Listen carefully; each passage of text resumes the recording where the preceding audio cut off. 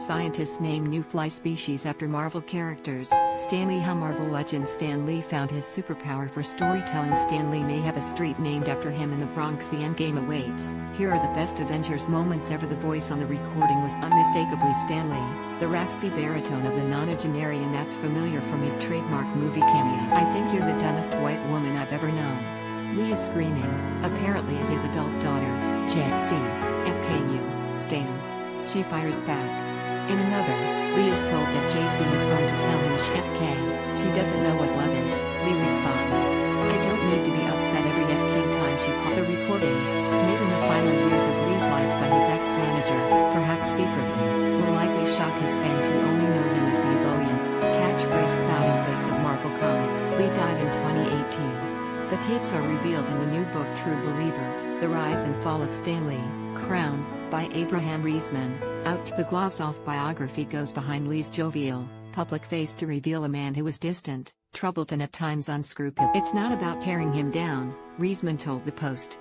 The message is, there are no. Perhaps no narrative will be more disturbing than that of Lee's relationship with his daughter, now in her. Joan Celia, J.C., was born in 1950 to Stan and his wife Joan when Lee was working at Marvel's Midtown, New York. The couple later had another daughter who died a few days after birth, and perhaps because of that tragedy, they doted. Lee started as an assistant at his relative's comic book company and while still a teenager, was put in charge of the whole thing. Together with artists like Jack Kirby and Steve Ditko, he would go on in the 1960s to create a pantheon of popular heroes, including Spider-Man, Iron Man, the Hulk, and Black. J.C. appears to have not had the same focus and drifted through life. She initially wanted to act and attended drama school. She went to the School of Visual Arts for a couple semesters. She had an embarrassing stint as a Marvel receptionist. She talked of releasing a Christian record. When the Lees moved to California in 1980, she went with them. Lee ultimately bought her a house, and she took up art, producing large tapestries and throwing pot-hazed parties. The J.C. would soon develop a reputation for wild spending. Late in his life, when Lee was noticeably frail, his brother asked him why he still appeared at comic conventions, despite his reported $50 $70 million fortune. I need the money, Stan Lee told his brother. My wife spends a lot, and my daughters. Stan firmly saw himself as the only thing standing between J.C. and destitution. In another of those late-in-life recordings, J.C. yells at Lee, what have you done for your daughter? And you stopped my credit cards. One source in the book says she would call her parents up to 50 times a day, screaming at them for not giving her enough money or opportunity. During a brief phone call with Riesman, J.C. defended her spending. Let's just say I bought a pair of shoes or I bought 30 pairs. Is it anybody's business? Whether it was over money or something else, tensions had long simmered between parents. In a candid home video from the 1980s, J.C. says, there is no yelling between my parents. But when I come into the picture, she trails off, clearly implying that after she arrived everything. One associate of Lee's confirms this point in the book, saying that dealing with J.C. was the worry of Stan and Joan's lives. In his final years, an enfeebled Lee became caught in a war among various bodyguards, lawyers, managers and J.C., as ugly accusations of missing money and abuse splashed across the tabloids.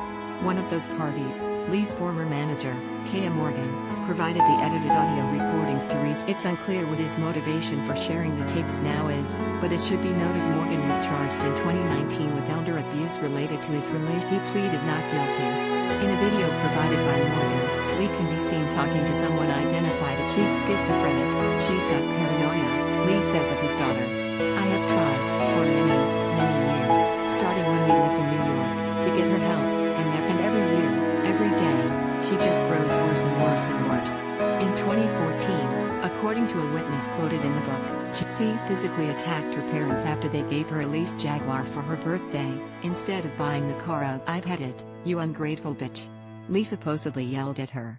In another of the audio snippets, a distraught Lee confesses that his daughter always makes me want to kill myself. Riesman says he understands the fans who are upset by this unflattering glimpse of the superhero idol. It's really hard to say what a person's true self is, he says. We're all different things to different people. J.C. inherited all of Lee's fortune, according to the book, and has said she was working on a superhero called Dirt. As for Lee, if nothing else, he's now free of any earthly troubles, familial or other. If I die today, that's fine with me, he says in another of the recordings. There's nothing that excites me.